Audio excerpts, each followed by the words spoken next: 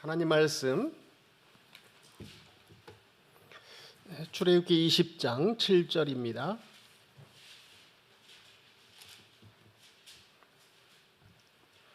다 같이 한 목소리로 읽겠습니다. 너는 내 하나님 여호와의 이름을 망령되게 부르지 말라. 여호와는 그의 이름을 망령되게 부르는 자를 죄 없다 하지 아니하리라.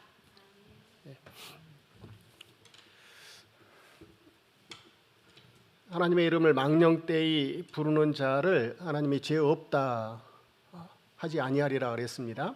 망령되게 하나님의 이름을 불러서는 안 된다.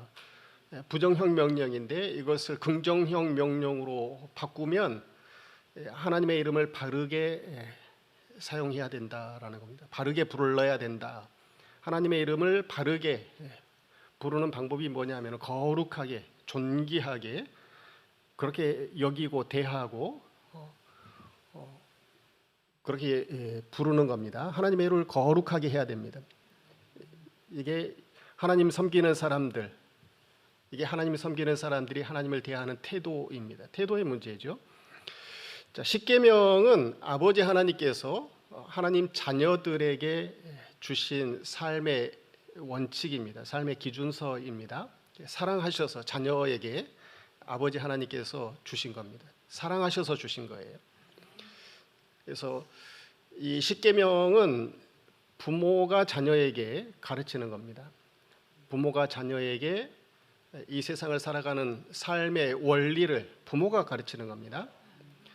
부모는 자녀에게 있어서 가장 큰 스승입니다.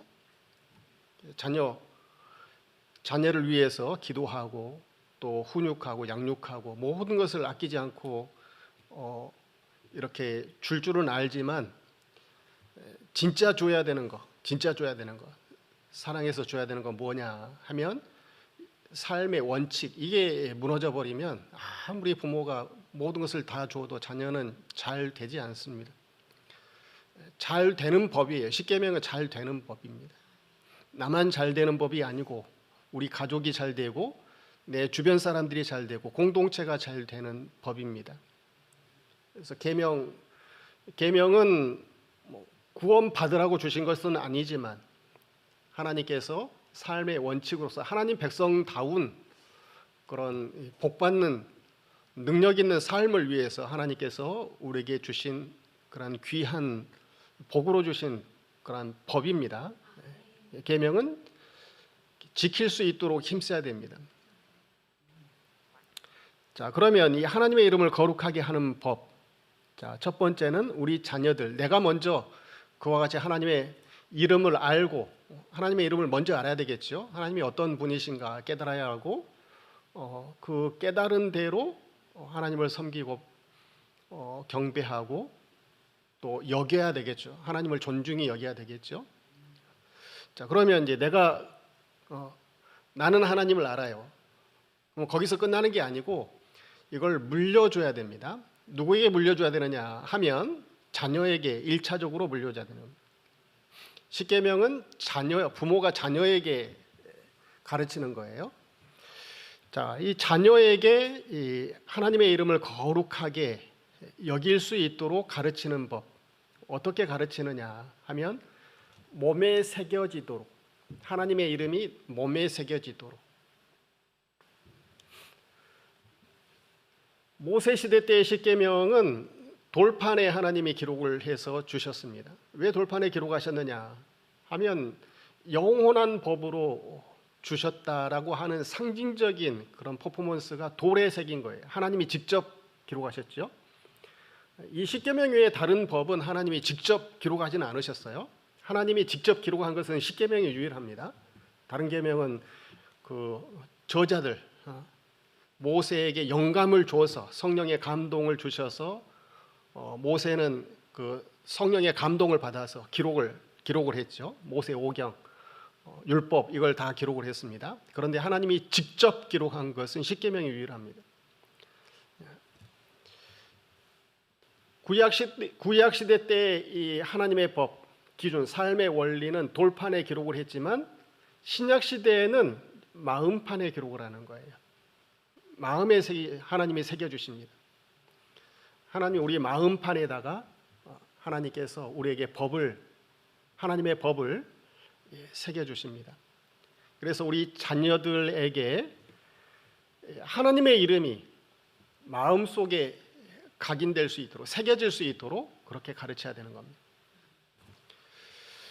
자, 사도행전 11장에 보면 바나바가 사울을 찾으러 다소에 가서 만남에 안디옥에 데리고 와서 둘이 교회에 1년간 모여 있어 큰 무리를 가르쳤고 제자들이 안디옥에서 비로소 그리스도인이라 일컬음을 받게 되었더라 그랬습니다.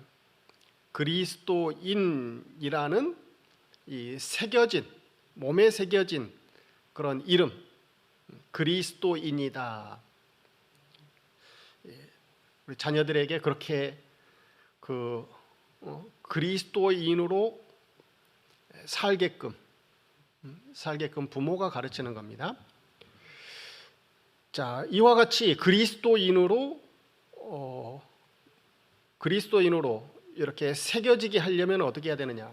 디모데후서 2장 15절로부터 15절 한번 읽어보도록 하겠습니다. 15절 시작. 너는 진리의 말씀을 옳게 분별하며 부끄러울 것이 없는 일꾼으로 인정된 자로 자신을 하나님께 드리기를 힘쓰라. 이렇게 하면 되는 겁니다. 그리스도인이라는 이름이 새겨지려면 우리 자녀가 그리스도인이라는 그러한 이름이 새겨지려면, 마음판에 새겨지려면 어떻게 해야 되느냐? 첫 번째는 진리의 말씀을 옳게 분별할 수 있도록 가르쳐야 되겠죠.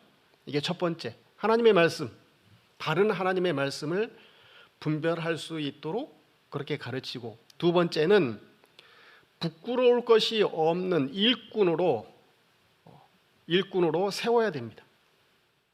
일꾼으로 세워야 돼요. 일할 수 있도록, 교회 일, 믿는 일 할 수 있도록, 하나님을 섬기는 일 할 수 있도록 그렇게 세워야 합니다. 그 다음에 세 번째는 자신을 하나님 앞에 드리도록 그렇게 가르쳐야 됩니다. 자신을 하나님 앞에 마음을 드리고 정성을 드리고 목숨을 드릴 수 있도록, 뜻을 드릴 수 있도록 그렇게 해야만이 몸에 새겨지는 거예요. 하나님의 이름을 몸에 새겨야 되는 거죠. 자, 그 다음에 16절에 보면 망령되고 허탄한 말을 버리라 그랬습니다. 자, 이 망령되고 허탄한 말이라고 하는 것은 무슨 말이냐 하면 잘못된 하나님의 말씀을 가리키는 겁니다. 그 밑에 쭉 읽어보면 망령되고 허탄한 말을 버리라. 그들은 경건하지 아니하며 점점 나아가나니 그들의 말은 악성 종양이 퍼져나감과 같은데 그 중에 후메네와 빌레도가 있느니라. 18절 진리에 관하여는 그들이 그릇되었도다. 부활이 이미 지나갔다 하므로 어떤 사람들의 믿음을 무너뜨리느니라. 19절 그러나 하나님의 견고한 터는 썼으니 인침이 있어 일렀으되 주께서 자기 백성을 아신다 하며 또 주의 이름을 부르는 자마다 불의해서 떠날지어다. 문맥적인 의미가 무엇이냐면 이 16절에 나와 있는 망령되고 이 허탄한 말이라고 하는 것은 이 비진리에 속한 하나님의 말씀이에요. 잘못된 하나님의 말씀. 거짓 선지자들이 가르치는 것들, 이게 망령되고 허탄한 말입니다. 오전 시간에 망령되다라는 말을 우리가 대석해 봤잖아요. 망령되다라고 하는 말의 의미가 첫 번째는 내용이 없다, 헛되다, 무의미하다, 무가치하다. 그 다음에 두 번째가 거짓되다라는 말입니다. 망령되고 허탄한 말을 버려야만이 우리 자녀들이 하나님의 이름이 몸에 새겨지는 겁니다. 이걸 버리지 않고서는 하나님의 이름이 몸에 새겨지지 않겠죠. 하나님의 말씀을 옳게 분별하는 것.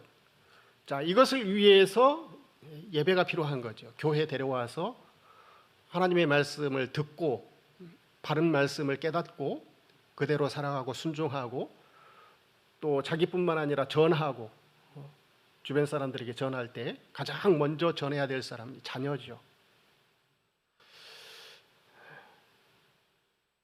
그래서 이와 같이 할 때에 진리의 말씀을 옳게 분별하며 부끄러울 것이 없는 일꾼으로 그렇게 세우고 인정된 자로 세우고 자신을 하나님 앞에 드릴 수 있도록 그렇게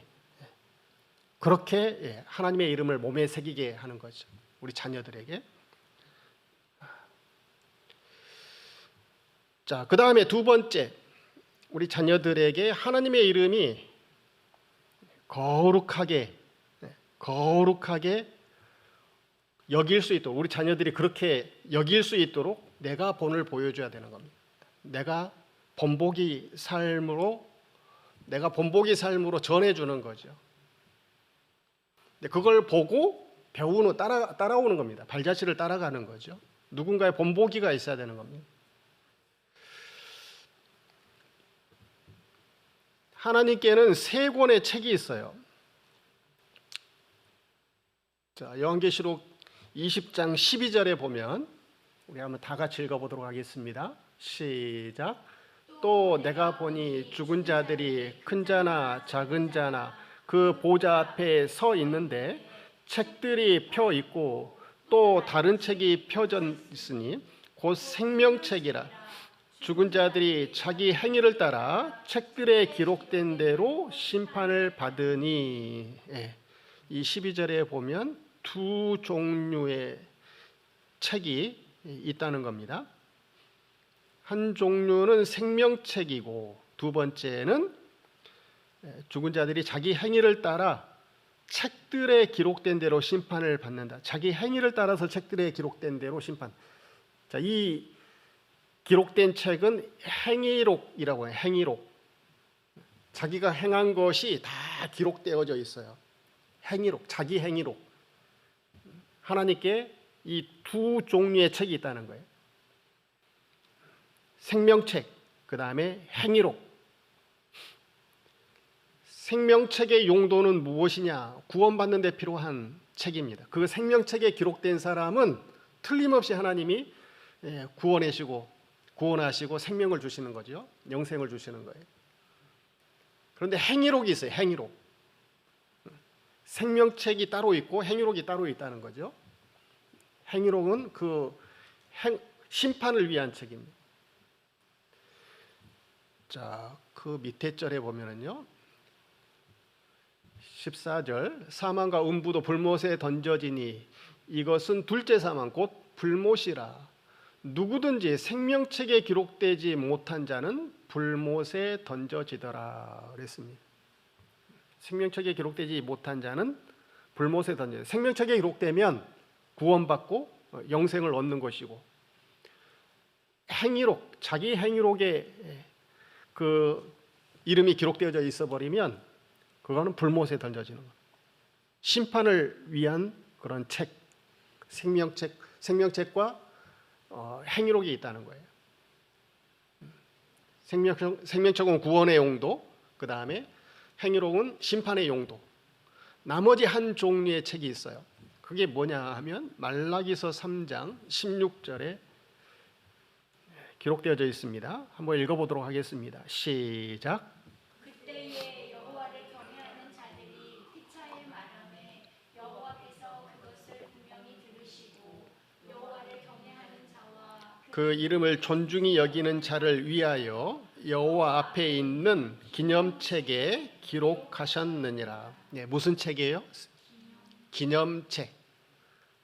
생명책이 있고 행위록이 있고 기념책이 있다는 겁니다. 자, 이 기념책은 누구를 위해서 하나님이 기록해 놓았느냐 하면 여호와를 경외하는 자, 그 이름을 존중히 여기는 자를 위해서 하나님이 이 기념책에다가 이름을 기록했다는 겁니다. 하나님 섬기는 사람들, 존중히 여기는 사람들, 이 사람들을 위해서 하나님이 기록해 놓은 책. 자, 여기에 이름이 기록되어야 할까요? 안 되어야 할까요? 여기에 기록되어야 되는 거죠. 하나님 앞에 인정받는 사람, 하나님 경외하는 자로, 내 이름을, 하나님 이름을 존중히 여기는 자로 기록되어야 되는 거죠. 하나님의 이름을 존중히 여기시기 바랍니다. 하나님이 어떤 분이신가를 깨닫는 사람은 하나님의 이름을 존중히 여깁니다. 모르기 때문에 하나님의 이름을 함부로 막 사용하지요. 망령되이 사용을 하죠. 시편 9편 10절 다 같이 읽어보겠습니다. 시작. 여호와여, 주의 이름을 아는 자는 주를 의지하오리니 이는 주를 찾는 자들을 버리지 아니하심이니이다. 주의 이름을 아는 사람 의지합니다. 하나님 의지해요. 여호와, 자존자, 또 영원 전부터 계셨던 분, 하나님 엘로힘, 능력의 주, 절대 주권을 가지신 분, 이 하나님의 이름을 아는 사람은 의지합니다. 창조주, 모든 것의 근원이 되신 분, 주인이 되신 분, 그 하나님께서 우리에게 주셨죠. 만물을 주셨다. 생사화복을 주관하신다. 의지하는 거죠. 맡기는 거죠. 나에게 닥쳐오는 모든 좋은 일, 굳은 일, 좋은 일 있으면 하나님께 감사하는 거고, 굳은 일 있으면 그래도 하나님께 소망을 두면서 기다리면서 아뢰면서 간구하면서 이길 수 있도록, 극복할 수 있도록 하나님께 의지하는 겁니다. 하나님의 이름을 아는 사람은 의지하는 거예요. 하나님의 이름을 모르면 자기가 해결을 해야죠. 그거는. 자기가 해결하려고 하니까 얼마나 힘들겠습니까? 하나님의 이름을 아는 사람은 의지합니다. 하나님을 의지해요. 주를 의지하오리니 이는 주를 찾는 자들을 하나님은 버리지 아니하신다. 하나님이 안 버리신답니다. 버리지 않으신다. 하나님의 이름, 우리에게는 하나님의 이름이 있습니다. 그 하나님의 이름에 의지하시기 바랍니다. 자녀가 부모 의지하는 것은 당연한 것입니다. 근데 우리가 의지하는 하나님은 넘어지지 아니하시는 하나님, 모든 것을 다 가지신 전능하신 하나님, 모든 것을 다 알고 계시는 전지하신 하나님이십니다.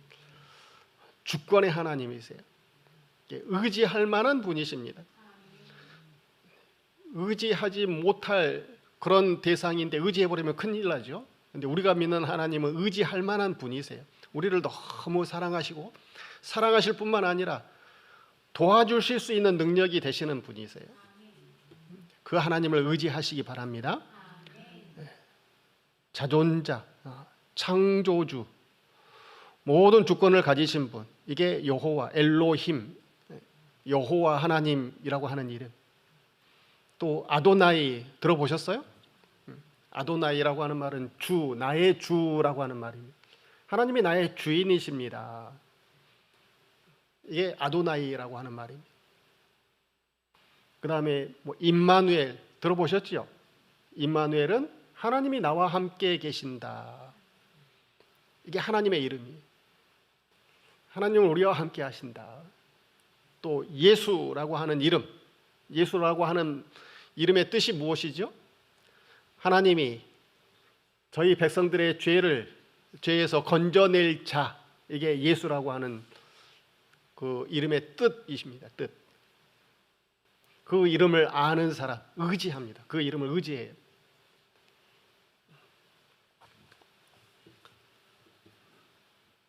그래서 그 예수님의 이름을 가지고 살아가는 사람들, 이게 하나님 섬기는 사람들, 예수 믿는 사람들이, 우리에게는 예수님의 이름이 있어요. 사용하라고. 사용하면 반드시 능력이 나타나게 되어져 있어요. 예수라는 이름 사용하면, 의지하면 구원을 받아요. 죄에서 건짐을 받습니다. 임마누엘 사용하면 하나님이 우리와 함께 하시는 거죠. 또 이 엘로힘, 주권을 가지신 분, 맡길 수 있는 거죠. 하나님의 이름은 쓰는 거예요. 사용하는 거예요. 사용하고 계시나요? 사용하시기 바랍니다. 사용하라고 주신 거예요, 우리. 자, 사도행전 5장 40절. 그들이 옳게 여겨 사도들을 불러들여 채찍질하며 예수의 이름으로 말하는 것을 금하고 놓으니 사도들은 그 이름을 위하여 능욕받는 일에 합당한 자로 여기심을 기뻐하면서 공회 앞을 떠나니라 그랬습니다. 사도들에게는 누구의 이름이 있어요? 예수님의 이름이 있어요. 예수님의 제자. 사도들에게 예수님의 이름이 있어요. 그래서 예수님의 이름을 사용하면서 사는 사람, 예수님의 이름으로 말하는 거죠. 전하는 거, 복음 전하는 거죠. 예수님의 이름으로 행하고 일을 하고 사역을 하는 거죠. 무엇을 하든지 먹든지 마시든지 다 하나님의 영광을 위해서. 이게 예수님의 이름으로 살아가는 사람들입니다. 자, 그렇게 살았더니 사람들이 어떻게 했어요? 공회 사람들이 어떻게 했어요? 5절에 40절에 보면 사도행전 5장 40절에 보니까 그 사도들을 불러들여서 어떻게 했어요? 채찍질했다네요. 채찍질했다. 예수의 이름으로 말하고 살아가는 사람들, 하나님 섬기는 사람들, 예수님의 이름을 가진 사람들 채찍질했다는 거예요. 예수님의 이름으로 말하는 것을 금했다는 거예요. 또 41절에 보니까 능욕을 받게 했어요. 자, 그래도 포기가 됩니까? 안 됩니까? 포기할 수 있는 일이 아니에요. 이거는 그 협박한다고 해서, 겁박한다고 해서, 우리에게 창피를 주고 능욕을 준다고 해서, 우리 목숨을 앗아간다고 해서, 이거는 포기할 수 있는 그런 이름이 아니에요. 예수님의 이름, 이 하나님의 이름이라고 하는 것은. 그렇게 하실 수 있어요? 그렇게 하실 수 있으면 우리 다 같이 아멘 하십시다. 예. 그렇게 하실 수 있어요? 예. 하나님 사랑하는 사람들이죠. 하나님을 사랑해서 순교까지 할 수 있는 거죠. 우리나라 초대교회예요. 한 100년 넘은 1884년, 5년 그때로부터 이제 선교사님들이 막 들어오는데 1945년까지 우리나라에 들어왔던 선교사님이 한 1,500명이 넘습니다. 이 선교사님들이 사역을 할 때 예수님의 이름, 하나님의 이름을 가지고 들어왔잖아요. 자, 그런데 기득권, 힘 있는 사람들, 이런 사람들이 그 선교사님들이 사역하는 것을 좋아했을까요? 싫어했을까요? 기득권들은 싫어하죠.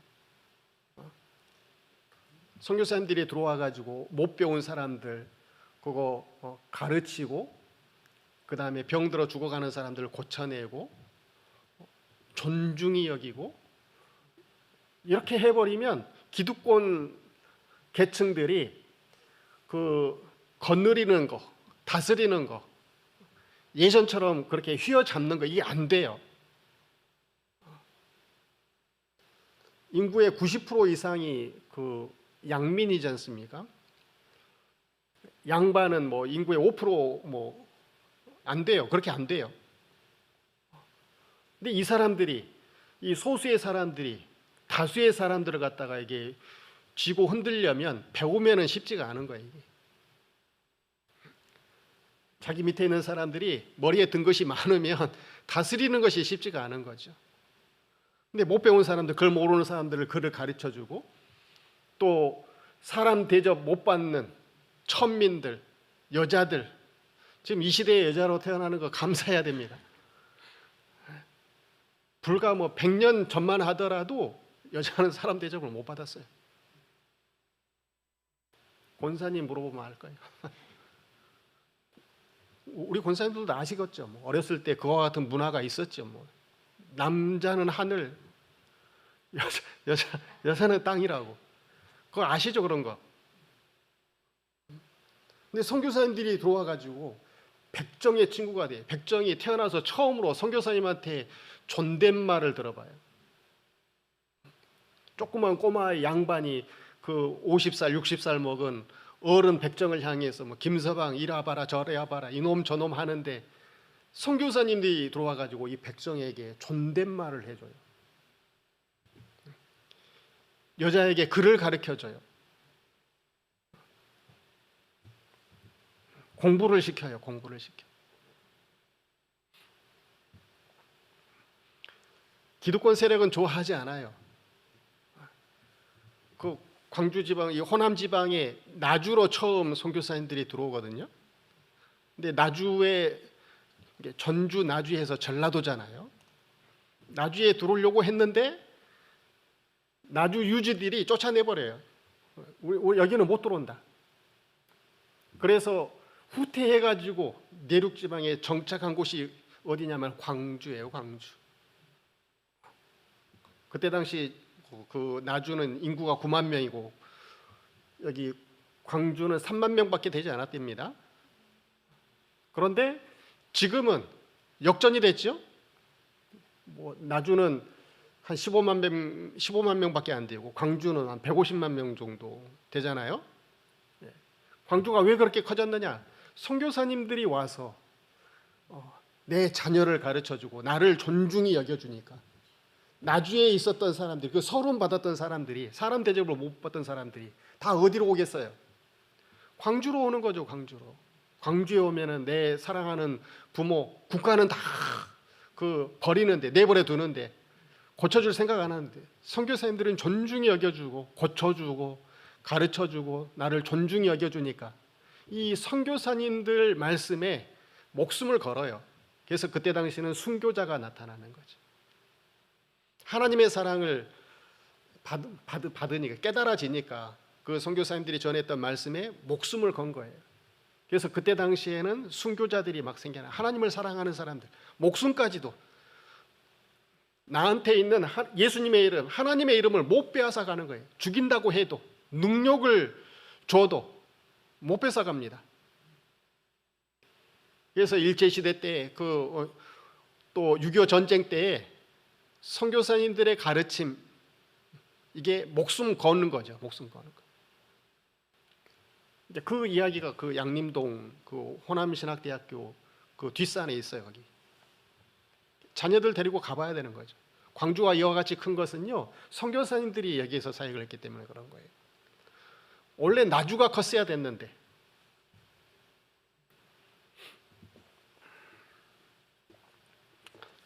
예수님의 이름을 가지고 살아가시기 바랍니다.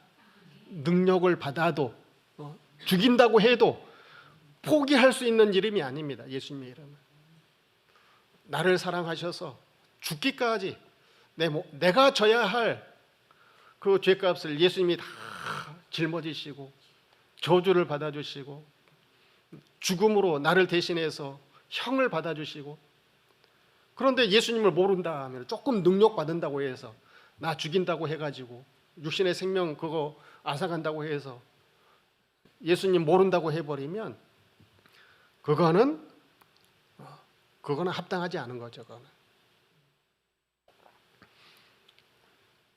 그래서 예수님의 이름을 자랑스러워하며 자부심을 가지고 살아가시기 바랍니다.